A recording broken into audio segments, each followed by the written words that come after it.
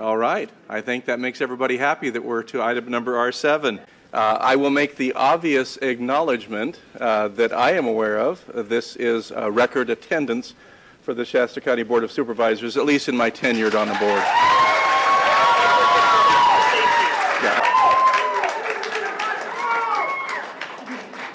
So let me go ahead and outline a process for item number R7 so we can all be on the same page and understand what it is that we are doing this morning. R7 is a discussion to receive input and discuss matters regarding geoengineering chemtrails, consider providing direction to staff, and consider taking other appropriate action as necessary. In a few moments, I'm going to go ahead and turn this over to Supervisor Giacomini to introduce her guest speaker today. What we have is we have a presentation that has been arranged in advance through Supervisor Giacomini, who placed this item on today's agenda. In addition to that, there are a number of speakers that had been arranged through Supervisor Giacomini to also join with that first presentation in order so that they might be grouped and clustered together. We're going to honor that request and take them as you had asked for in advance and agreed to, Supervisor Giacomini. After that, there are a lot of requests. In fact, a lot. It's a lot, as I'm sure that you recognize. We're going to take those in the order received today, okay? I'll proceed as quickly as I can now. So we have the issue of climate engineering, and semantics are important. Too much media and other officials, not saying this board, they've been very courteous, but have not used the scientific terms, and this is not used for a reason. Because the term chemtrails is not a scientific term, so we try to avoid those terms. But when you see CBS News, geoengineering to fight global warming is now mainstream topic conversation with all scientific organizations and with governmental officials, such as John Holdren, Obama's science advisor, who is actively advocating for the use of geoengineering. And again, these are aspects that media does not cover because this would legitimize this issue. This would bring credibility to it. So we do have, again, science data it's too extensive to document here, but when we have current administration officials advocating for these programs and the immediate need to implement these programs, this subject should not be marginalized as it typically is by media. When we have, this is from MIT, this diagram is from MIT, where you clearly see an aircraft spraying particulates out the back. Now, again, this is mainstream scientific discussion. We have every major science institution talking about these issues right now, that these programs must be implemented. And so again, what we ask is that this issue be given attention. And our point here today, irregardless of where the contamination is coming from over Shasta County and the rest of the globe, we ask that the science be looked at and that the legitimacy of this issue be acknowledged with the science terms, that this is brought to public attention and brought into a public dialogue. This is, again, only the tip of the iceberg for what's available for documentation. This is a 40-page congressional research document, Geoengineering Governance and Technology. There's a number of documents like this. We have, even going back to the 60s, for example, we have 80-page presidential documents outlining the scope and scale of these programs even back that far. We see skies like this. Certainly, we have a lot of people telling us this is normal commercial traffic, that this is normal, and that this is just random flights flying wherever they fly, and that this stuff sticks in the air. But if this is random, that's not so random. Do we think that commercial aircraft fly in grid patterns? Again, the data is absolutely there, but we have major agencies telling us that this isn't so. In fact, there's a NASA document that says chemtrails aren't real. But again, they use a term that's not scientific on purpose. And at the same time, we have patents from NASA for geoengineering. So there's been a tremendous effort to try to marginalize an issue that's tremendously impactful for all of us, equally impactful. And I certainly don't see the board as adversarial to us. I mean, I'm very grateful that we've been allowed to speak here and bring this issue up to light. And for our point, I think acknowledgement and disclosure is due for, in this case, for local agencies, the contamination issue. Because I've spoken in front of California Air Resources Board. I've spoken in front of the California Energy Commission. And it seems that all these agencies are unwilling to look at this issue. And at this point, there are certain factors that can't be denied. And contamination is one of those factors. So we have NOAA, the National Oceanic and Atmospheric Administration, admitting on the record that the atmosphere is now full of particulates and they don't know where they're coming from. So this is quite astounding when you have the agency that's supposed to study this issue that's literally unable to identify the source. When I spoke in front of the California Energy Commission in Sacramento, they acknowledged the state was losing 20 to 40% of its rainfall from, quote, particulates of unknown origin. But that investigation was never followed through. There's an investigation going right now with state water quality. I spoke to that representative. Their Fish and Game has acknowledged that there's aluminum running down the waterways. I spoke to the representative with California State Water Quality, who made it clear that they were not going to test the rainfall for this contamination. But isn't that where runoff comes from? So again, we have an unwillingness to look at the obvious sources. This is a satellite image. It's a little foggy, but if you look closely in the bottom left quadrant, you can see aircraft trails blanket spraying the Pacific. This is visible on satellite imagery every single day. These silvery white skies we see are particulates blowing in from the coastal regions, and we have patents stating the dire need to enhance the marine layer to try to deflect some of the sun's incoming thermal energy. It's called solar radiation management. So when we have satellite imagery of this happening and planes flying in loops and grids, and we have this material blowing in on us, it's coming from somewhere. And CARB, this is important. We know this metal's falling on us. I furnished you guys today with about 40 lab tests from the state-certified labs showing a very, very substantial amount of metal. And again, aluminum does not exist in the environment in free form. That's important to remember because a lot of agencies try to say it's a common element, we should expect it. This is not the case. It doesn't exist in free form. So it's coming from somewhere, and CARB has told us it is not coming from China. So we know it's a more local origin. Now, we have a UV issue. This is another matter of disclosure for the board. We have a known, verifiable, indisputable contamination issue, and we know the board can't stop this. Nobody here expects that. We know that's far beyond the scope of the board, but we do have a contamination issue that's a danger to the citizens. So what I'm asking, is disclosure of this contamination, and we also have a very, very dangerous UV level.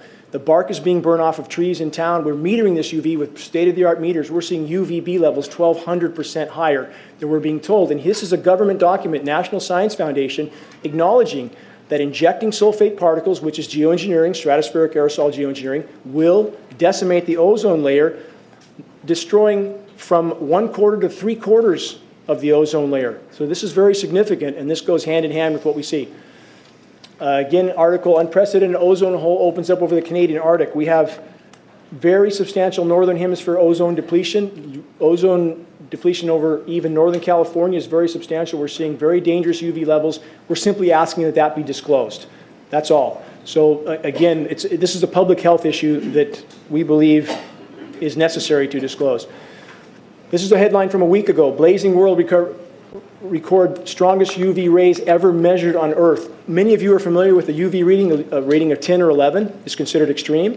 NASA has just recorded, in fact, this is 11 years old. I don't know why it took 11 years for them to disclose this. Readings of 43. 43 is absolutely lethal to be outside. I mean, it's very dangerous to be exposed to that. So, again, we have very high readings here. We're asking for that to be disclosed. Health effects of UV radiation. The list is much longer than what it shows here, but we're seeing everything we would expect to go along with this exposure going off the charts. So, again, this comes down to a recognition of what's going on in our skies, and more importantly, where this board is concerned, an investigation and disclosure of the contamination and UV issue, which again is a public health hazard. These are trees in our local parking lots here. The bark is completely burnt off these trees. Foliage is dropping.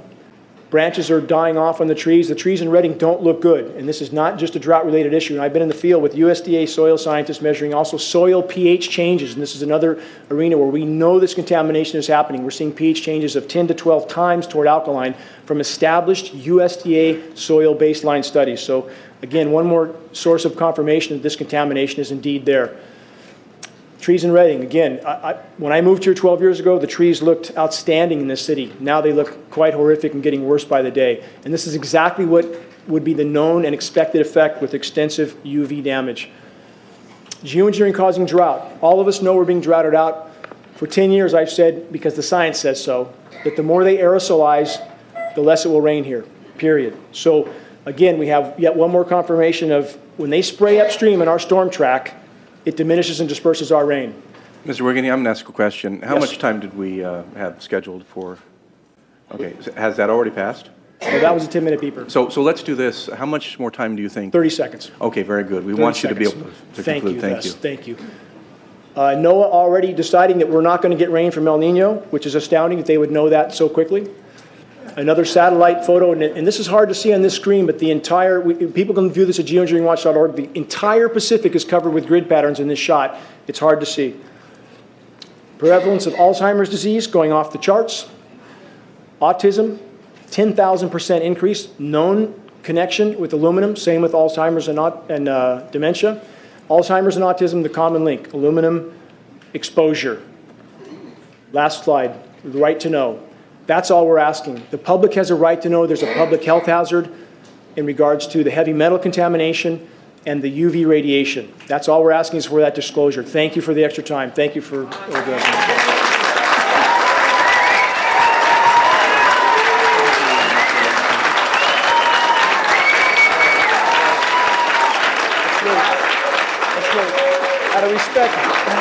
Out of respect to the supervisors, they're showing great courtesy that no other board has had the courage to do yet. So let's give them all the respect they deserve. Oh, Mr. Whittington.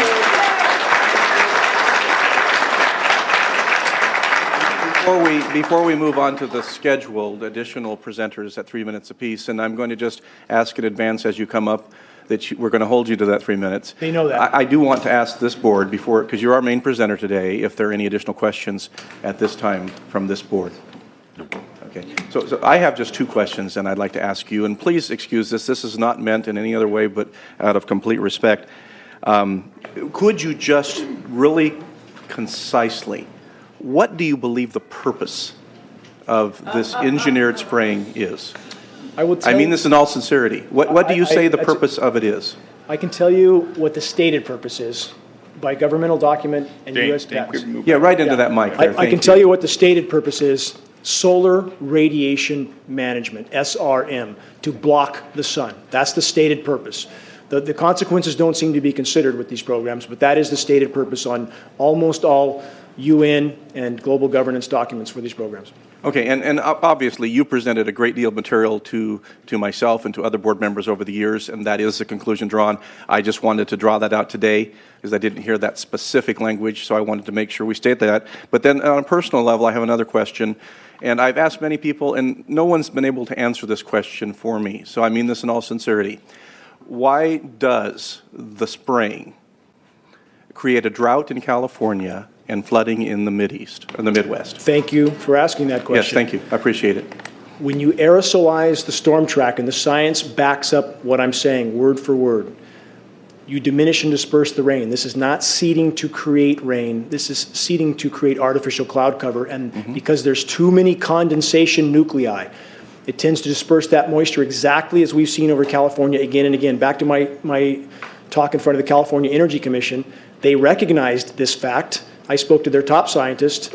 When you have too many particles in the air, it diminishes rain. It does not augment it if those particles are too small. So it tends to migrate moisture from one place to another, creating drought and deluge. And this is very well documented from every major science institution, from MIT, Scientific American. These effects are known. So it's not a uniform effect. It tends to disrupt the hydrological cycle completely. So when you spray upstream in the storm track, it tends to migrate that moisture somewhere else where it comes down in a deluge. And that's exactly what we see. Mr. Wigington, thank you very much. Thank you, I Les. appreciate that.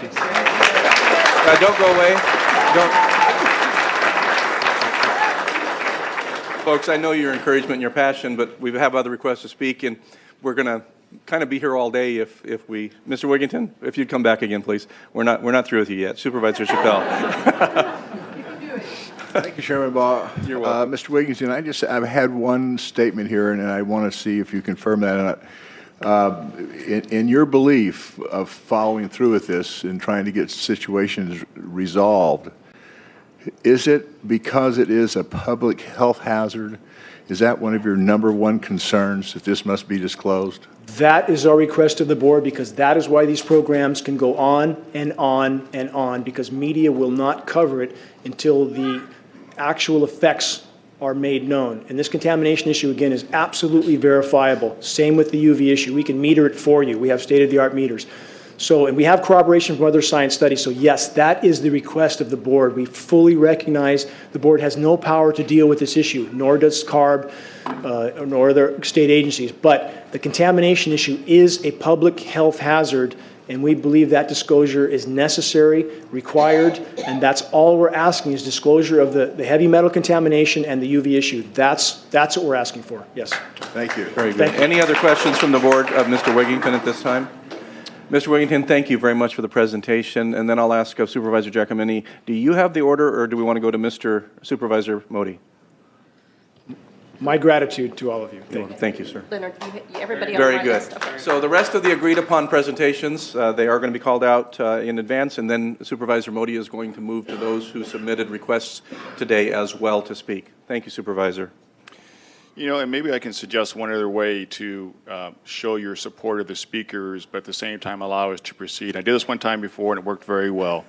Rather than yelling or clapping, perhaps if you just choose to raise your hands, that will show us that you support the speaker, but it also will show, as I'm sure you plan to do, is to show the support to the media. So maybe that might be one way to. You're getting some love, Supervisor Modi. I saw some hands out there. So, perfect. So the next speaker is Rosalind Peterson, followed by Alan Buckman. Hello, my name is Iraja Sivadas. Rosalind Peterson of USDA was not able to make it today, and and Dane Wington asked me if I could fill in for her. As I said, my name is Iraja Sivadas. I'm welcome.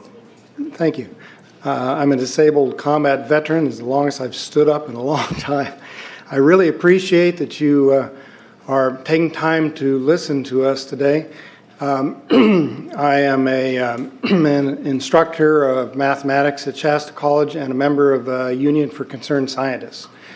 And this will be very short. I have a very short talk. There's just two main points that I'd like to make.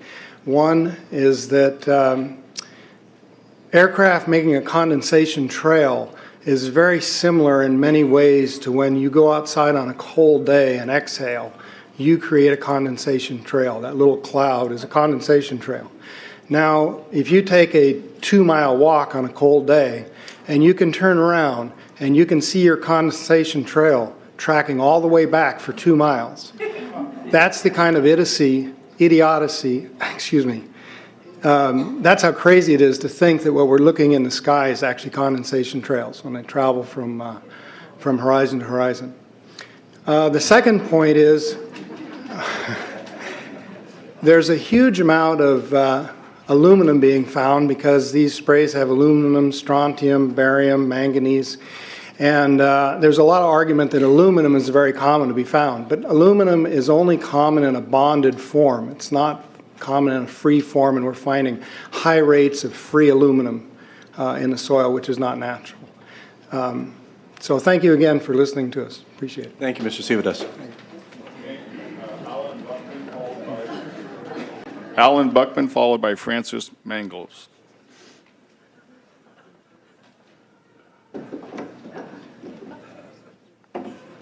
One quick comment was Rosalind was really sorry she couldn't make it today. Her mother fell and broke her wrist, and so she has to take care of some hospital duties. Anyway, I'm Alan Buckman. I was a weatherman in the United States Air Force. I was a wildlife biologist with the Department of Fish and Wildlife for 38 years. I have a lot of experience, field experience. I've been studying the cloud situation and doing research for the last 12 years. Our air and our natural resources, I want to tell you that we're in very great danger from the pollution that's coming down over us. And we've been led astray by the military-industrial complex, and they're responsible for the cloud's creation and weather manipulation programs. They're dark operations. That's why they're not out in the media. Now, I'm here to give you testimony that chemtrails, they're not contrails, are indeed real. They're spraying almost every day. I sit out with my wolf dogs in the afternoon, and I watch the clouds and watch the spraying program going on. We have clouds in the sky we've never seen before. Almost every day I'm seeing clouds I've never seen before. And NASA has been even named a few of these new clouds. It's really interesting, but NASA is a corporation. I want you to know that. We were warned about the takeover of our freedoms by the military-industrial complex by both Eisenhower and Kennedy. And Eisenhower in his parting comments, and then Kennedy later. I think it's obvious now with the Citizens United and McCutcheon rulings that they're gaining traction on us, folks. We are in trouble more than just a spraying program. The metal compounds that are being used are environmentally dangerous. We need to be monitoring them. We need to be testing them. And because our previous inquiries have gone nowhere, I really appreciate the opportunity to speak with you and hope that we can find some testing program by certified testing laboratories to actually measure these effects, and so we have a basis on which we can protest, you can protest, if your concerns match mine. And believe me, I'm seriously concerned with what I'm watching. As a wildlife biologist, I've been watching the ecosystem collapse. When you lose all your stream organisms, when you have aluminum overload in your streams, you're killing your microbial bacteria, and you're disrupting the entire ecosystem. So it goes way beyond just a little bit of pollution. How did Monsanto know to create aluminum-resistant plants? I don't think I've heard anybody ask that question. Okay. So what I'd like to suggest to you... So that would be your notice to draw to a conclusion, please.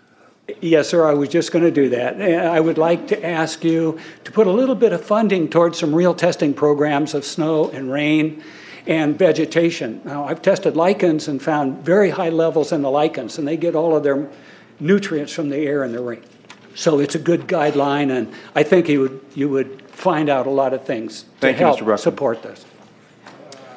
Francis Mangalis, followed by Jeff Nelson. Welcome. Greetings, gentlemen. Thank you for the opportunity. I'm a retired scientist, bachelor's, cum laude in forestry, master's in zoology, 35 years, USDA scientist, Soil Conservation Service, U.S. Forest Service, civil service equivalents in range, wildlife, fisheries, geology, agriculture, soils, ornithology, entomology, botany, mycology, hydrology. Am I qualified to speak? Just letting you know it. Okay, these previous guys, I've watched exactly what they do, and yes, they are correct. I've seen exactly the same stuff, so ditto marks on those. Insects. I've done studies in Siskiyou County. They're at 20% of normal. The aquatic insects basically made a nosedive in 2006 to about 20% of normal. So far this year, I've sampled 200 trout stomachs. 98% of them are empty. So sorry about the trout fishing, fellows. The mayflies, stoneflies, dipterus, and caddisflies are damn near gone, except in the areas where there's springs. I'm going to remind you to address the Board of Supervisors, please. The terrestrial sampling is down to about 20% of normal, except for pest species like ants. We're seeing a loss of the major bird species, and as the gentleman said, the ecosystem is unraveling, and Audubon's been telling you that for years. You want some figures? Okay, latest water test, tested the rain. 13,100 micrograms per liter of aluminum in the rain in 2013. Normally, it should be 0. So 13,100 is pretty damn much, folks. It used to be 0, then it was 100s in the 2000s, and then since 2010, it's into the 1,000s and the latest 13,100. In the snow on Mount Shasta, pristine Mount Shasta, 61,000 feet, no, excuse me, 8,000 foot level, 61,000 micrograms per liter, 4 times the amount that is found in the soil up there. Where in the hell is this stuff coming from if it's not coming from the soil? Now, normal, again, it's, these tests are international in scope. We're seeing this all over the world, guys. Okay, pH of acid soils is 20 times more alkaline. The aluminum in the soil has doubled in the last 10 years. The rain normal was 5.6. It's 20 times more alkaline. Aluminum blocks essential nutrients. I am unable in my garden to restore normal pH, and that's because nanoparticles are now in the circulatory systems of both plants and humans. So welcome, fellow guinea pigs. The collapse and decrease of agriculture is something I worry about even more than the previous info about autism and Alzheimer's. Just about there, okay? See my paper, Geoengineering What We Know. The latest update is 7/11/14. It's available, and nobody has been able to correct it or debunk it for 5 years. Thank you, Mr. Manglis. Jeff Nelson, followed by Russ Lazuka.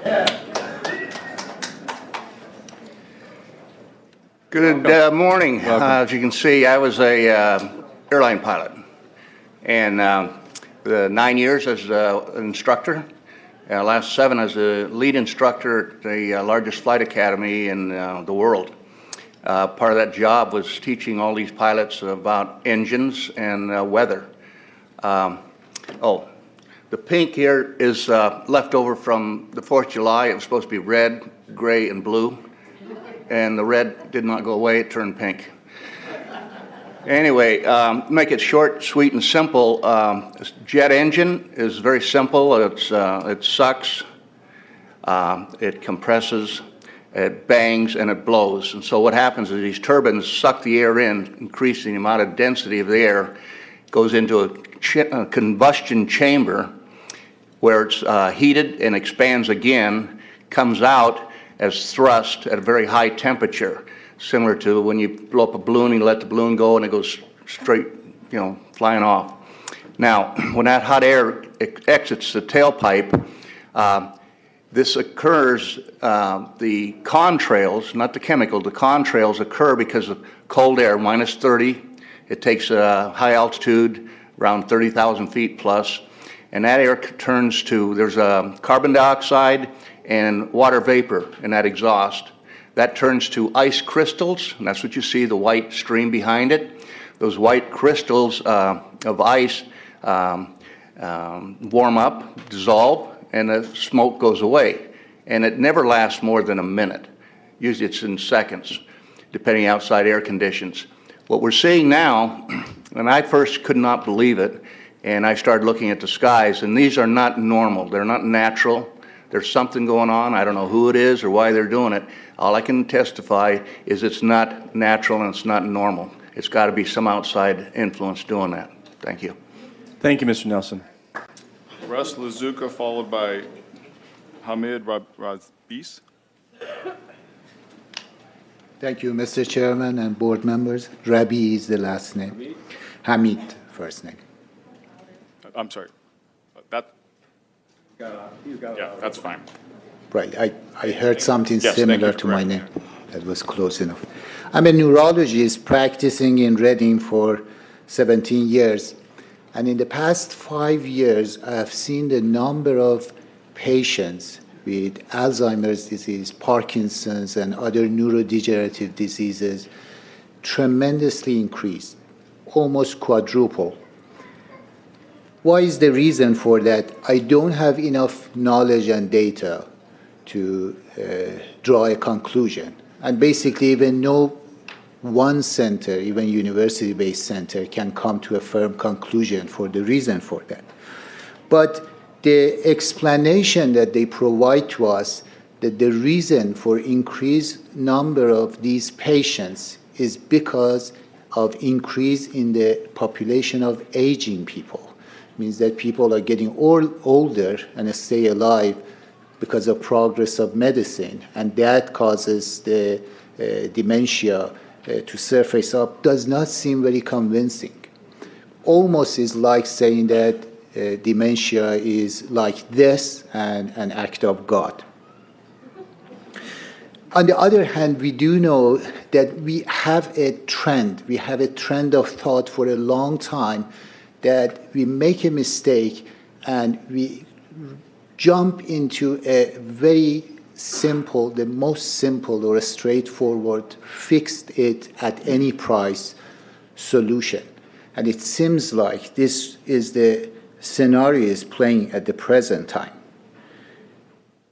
There are many activities that are reported. We hear bits and pieces, but we don't really have the whole result from it. And we do need to put the burden of proof on those who have the authority and have access to the data or the activities that are happening all over. We know that there are a small group of experts, scientists, that their conflict or lack of conflict of interest is not very clear to us. Basically have the eyes and ears of those in power in the government, and they are circulating the idea of this so-called quick fix for environmental calamities that has happened. And that is what is basically geoengineering. They provide solutions, basically, as you heard, to spray nanoparticles, very small particles, to basically reflect the dangerous irradiation from the space. So that would be your notice to draw to a conclusion? Okay, so what I'm getting to conclusion is that these nanoparticles, they basically trigger a programmed cell death in the brain, and that is the ultimate path we see in Alzheimer's. Thank you, Mr. Ruiz. Russ Lazuka, followed by Fred Meyer.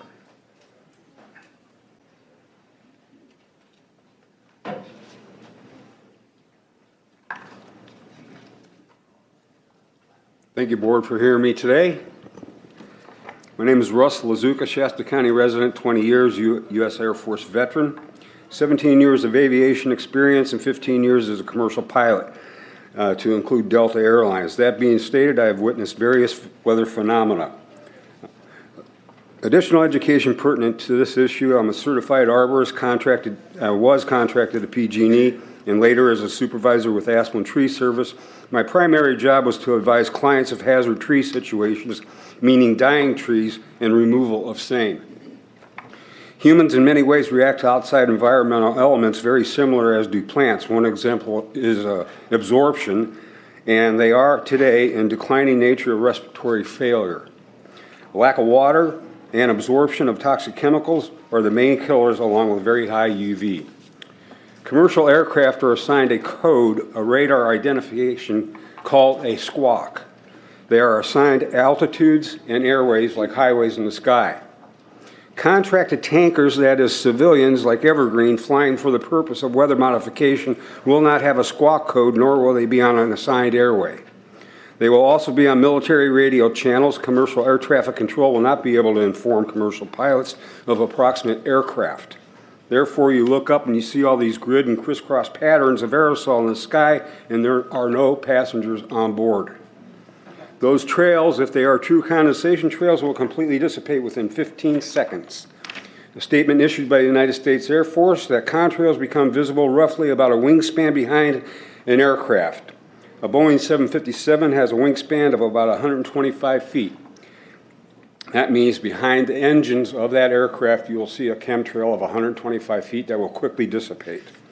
Evergreen Aviation admits the weather modification spraying. I got a patent number here. They call them chem bombs. Got a beautiful picture that you can go online and find. Tons of aerosol can be released in a line up to 250 miles or in huge clusters. That's when you see the interruptions in the sky of batches of artificial cirrus clouds. However, behind an aerosol spraying aircraft, they stream, persist, and according to the winds aloft, will dissipate only after hours of lingering because the chemicals are falling out of the sky onto the planet. I will close with this. No one has to have prescience to become informed. It's there. Look up, look around. There are no contiguous states, nor Alaska or Hawaii, nor the future state of Jefferson or any other continent who is impervious to the aerosol chemicals and contaminant particulates purposely sprayed in our stratosphere. Thank you. Thank you, Mr. Lazuka. Fred Meyer, followed by Mark McCandish. Hi, I'm not Fred Myers, but I'm stepping in for him. I'm Dr. Frank Lavolsi. I've been in the community since 1980. It's good to see you, Dr. Lavolsi. Good to see you too. Thank you for holding this meeting. I became interested in chemtrails about 8 years ago when I was in Hawaii, and the Hawaiians are really being very vocal about it. Every place I've gone in the world now, and most recently Quebec and Prince Edward Island, Nova Scotia, Maine, and Massachusetts, they're all over the place. I'm also a pilot, and I've flown into Travis Air Force Base on several occasions. There's a whole area designated to replenishing these planes that fly and drop this chemical on us. It's totally guarded. The people that are loading these planes with the chemicals are dressed in complete hazmat outfits. So if this is not harmful, why are they in a complete hazmat outfit? For those of you who don't know what a hazmat outfit, it looks like a spacesuit. So they're wearing this and we're not. As a doctor, I can tell you there's been about a 25% increase in lung problems in this area and in most areas that they're spraying. Secondly, I concur about the increasing number of Alzheimer's. They have since been able to take the aluminum and micronize it, which means it'll stay up longer.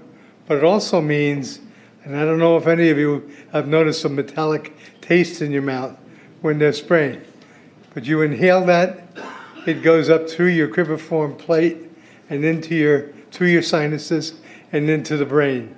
If you remember 8 to 10 years ago, there was this big move to get rid of aluminum from underarm deodorant because it would cause Alzheimer's. Look what they're doing to us now. Any agency I've called, I've been stonewalled. Oh, this is being put on by the UN. Now, since when does the UN have airspace activity over the United States of America, or also over any other country, for that matter? And if that's the case, who's paying for it? And I bet you the taxpayer is paying for it. So all I can say is it's about time we get up in arms about this, because it is affecting our health. I look around and I see people are starting to look up and see this. Many times I've spoken about chemtrails, and I get this blank look on my face. What are you talking about? I'm saying, look up. As a pilot, before I fly, I look up. And so, boy, they're really out there working. I really thank you for this opportunity to speak, but it's high time that we as citizens of this great country take action. Thank you, Dr. Lavolsi. Mark McCandish, followed by Arundel Spindaleas. Thank you very much for this opportunity. I came here mostly as a person who's worked in the military-industrial complex, worked on F-106s in the Air Force, had a secret clearance, worked as a consultant to a variety of the top aerospace companies as a conceptual artist and a designer. I've had a secret clearance for a number of years, and I've worked on systems that are still classified today, 20 years later. I want to give you a little bit of history on the background behind nanoparticles has been described before. A nanometer is 1/1,000,000th of a meter. It's very small. In fact, if you have particles, say, that are 40 or 50 nanometers across, you can take and line 50 of them up next to a single red blood cell. These things are extremely tiny. They're pervasive. The manufacturing processes, there's probably 5 or 6 different ones that I know of. There's probably others. But the explosion of nanotechnology has grown since the late 1980s, early 1990s, and is now growing exponentially. If you've ever seen or heard of a grain silo explosion, where particles of grain grind against one another, produce a dust, and then one spark will set it all off in an explosion. This is kind of exemplary of what nanoparticles represents in terms of the impact that they have on the environment, because you can spread so many small little particles through the environment, it dramatically increases the surface area that's in that environment.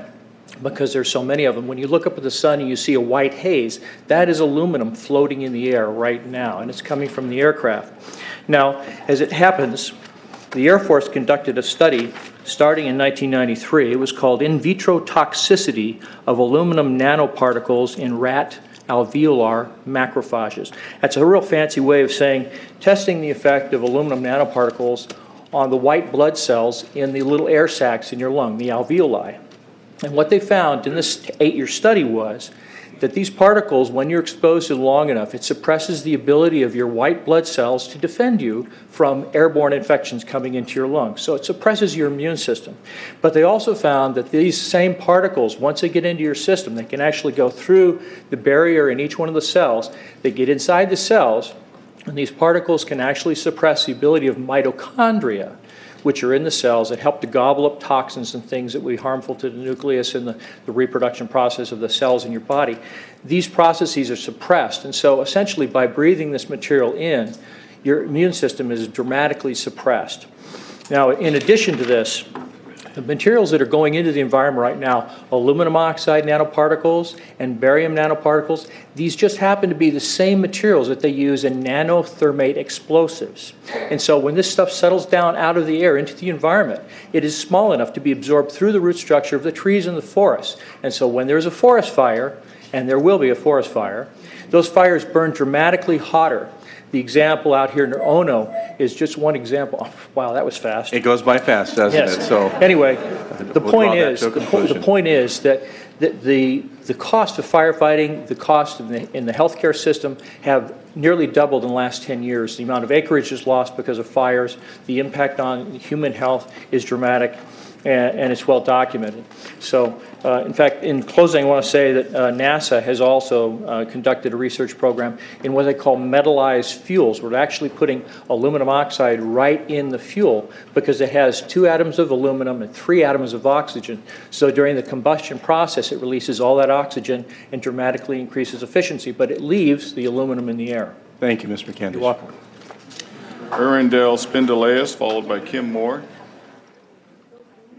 Is Arundel here?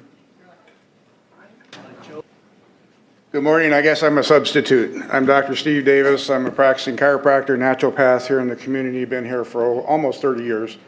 And the unfortunate thing is that I started out in this healthcare practice. I actually got my undergraduate work over at Humboldt State. In Humboldt State, we had a bunch of hippies that hugged trees, and then what we're doing was worried about the environment.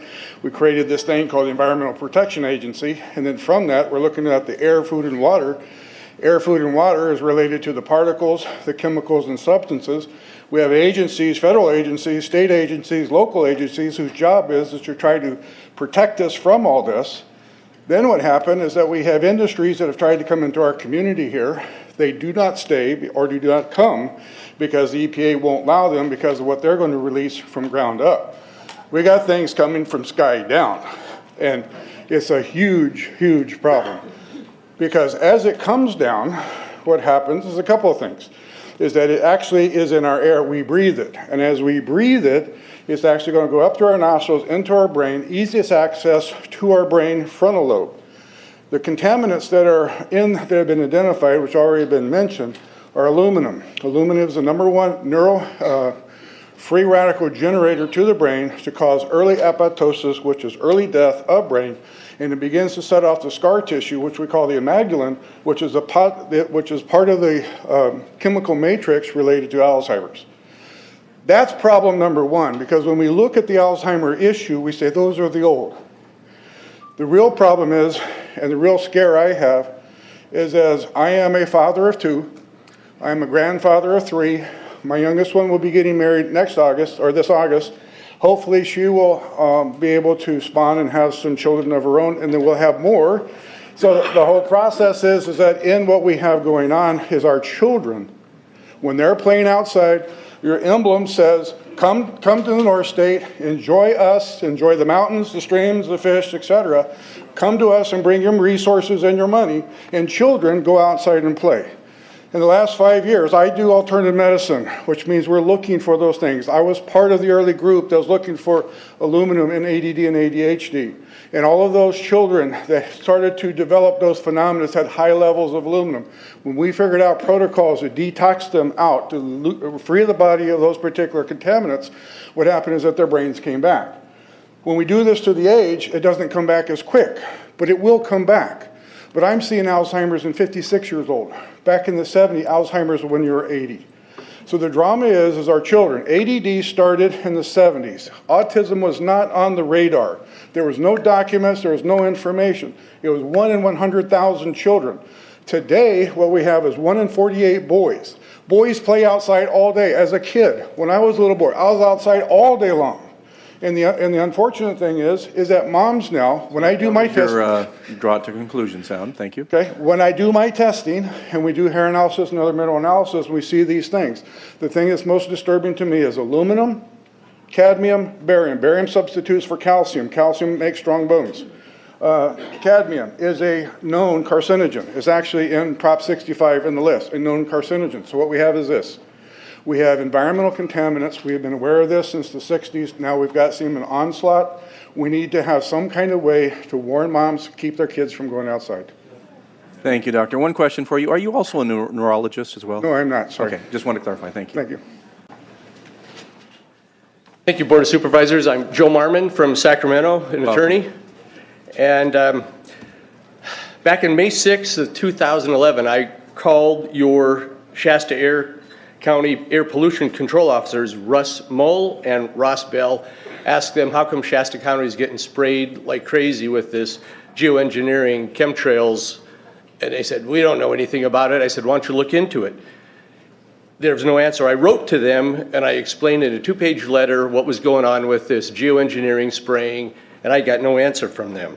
In that letter, I discussed the contaminants in air, water, and the snow that are out at outrageous levels that should never be happening. It was an illegal contamination. I offered to meet with them.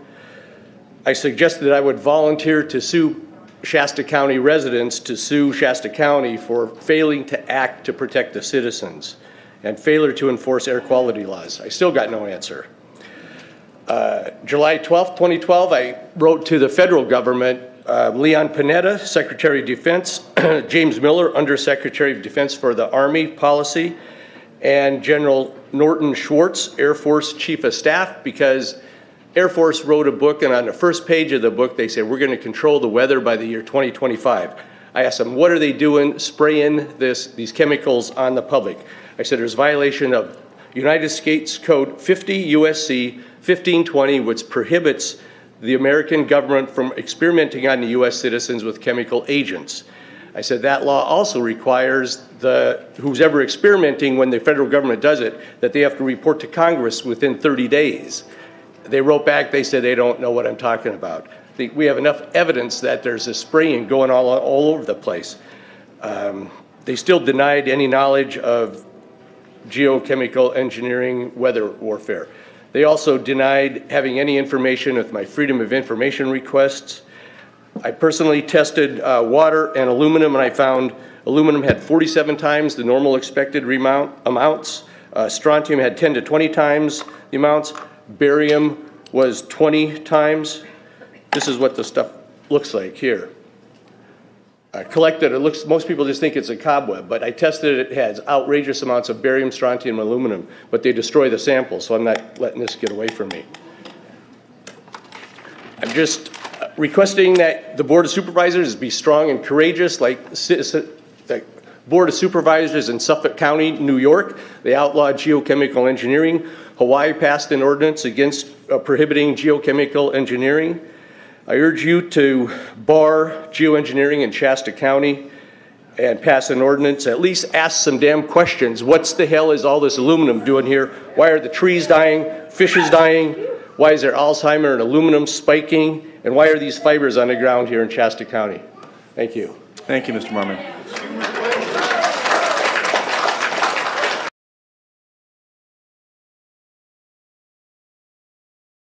Let me make some general observations and then a couple of specific ones.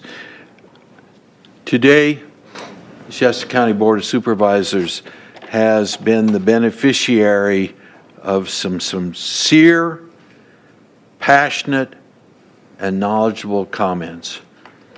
And I thank you for those. I specifically want to call to your attention the outstanding work that is being done on this issue by Mr. Dane Wigington and Ms. Kathy Kresser. They've done a wonderful job.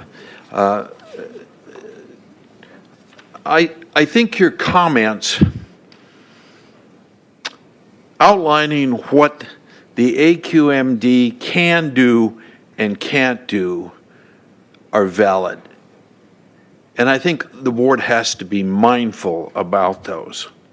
But I will tell you, especially in the arena of the US EPA, I am disappointed in that, let me finish please before you might want to take your hands down. I am disappointed because there was a man running for US Congress that said he's one of us.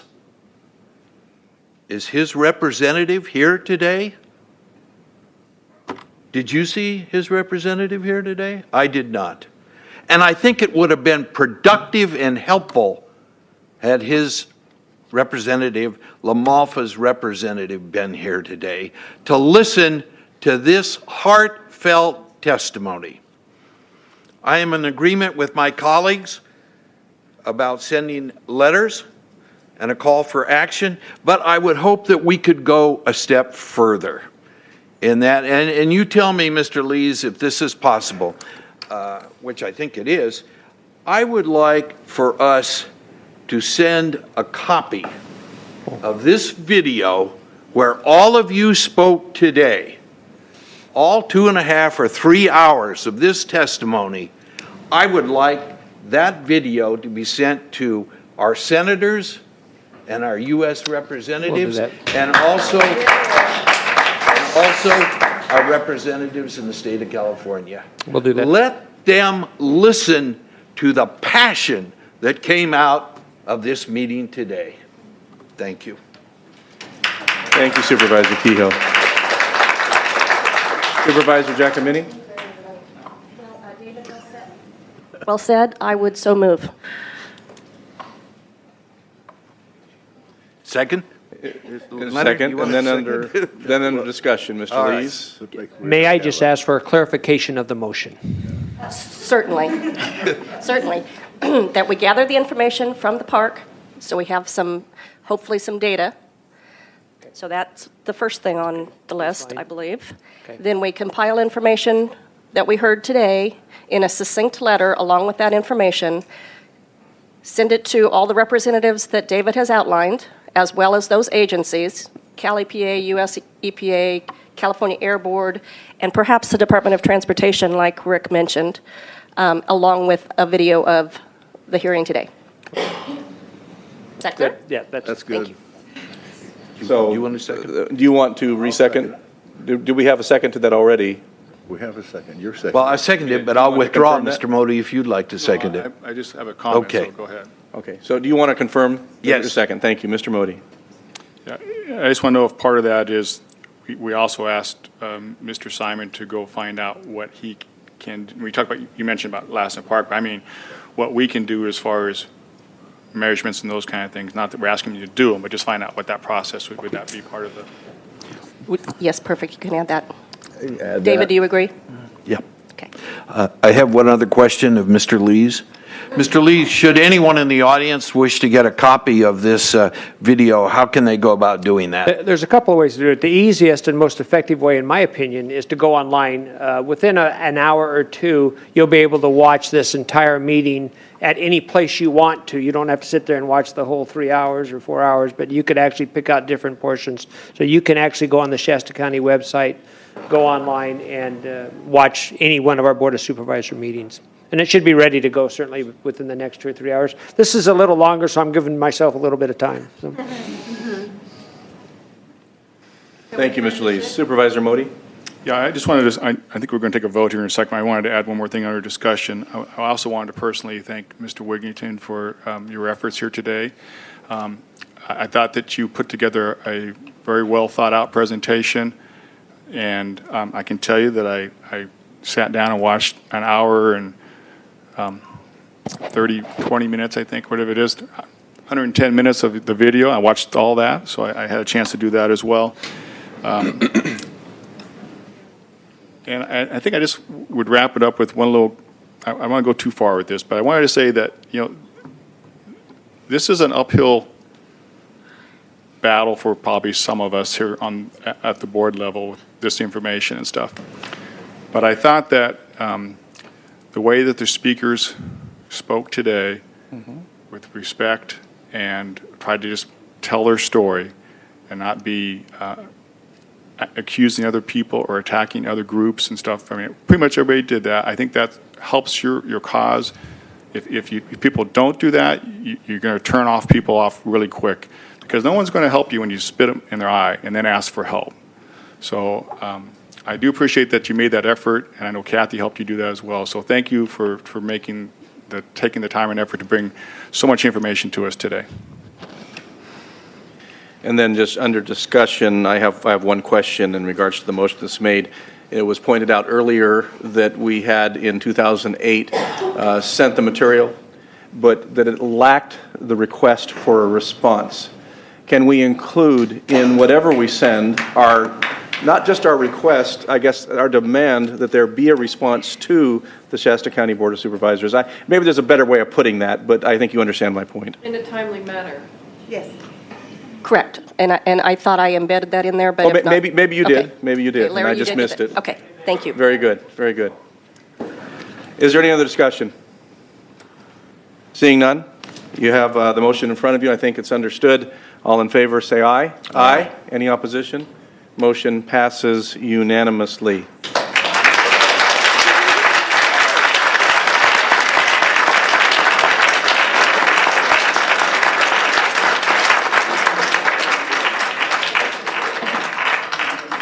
So again, thank you all for attending today. I think that you have exactly what you asked for, a platform, and that was offered and received today. And I believe that it wouldn't surprise me at all if the response is one that exceeds far the boundaries of Shasta County in terms of the platform that is offered, as evidenced by those who attended today from around the world. That's very impressive.